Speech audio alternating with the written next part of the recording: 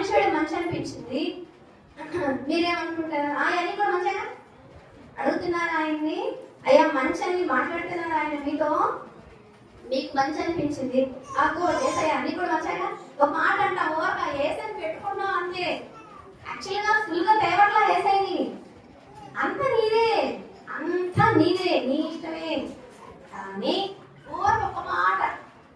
ఒక మాట కనీసం నీ ఇరుగు పొరుగుకి రక్త సంబంధికులకి ఇచ్చినంత ప్రయారిటీ కూడా ఆయన ఇచ్చే పనే లేదు. అమ్మో పిలవకపోతే ఏమనుకుంటారు, నాకు పెట్టొద్దు మళ్ళీ రావద్దు. అక్కడ ఏం తక్కువ చేయం మనం, అర్థమవుతుందా?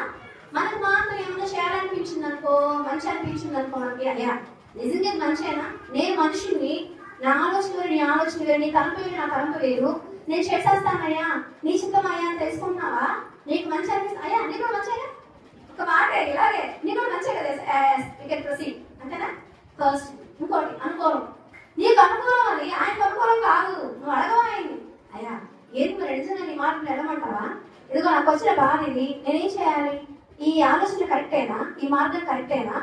పోనీ ఇదిగో ఇది నాకు మంచిగా అనిపిస్తుంది, అనుకూలంగా అనిపిస్తుంది, ఇలా వెళ్తే కరెక్ట్గా ఉందనిపిస్తుంది, నీకు అనుకూలమా అని అడుగుతున్నావు దేవుడిని? నో.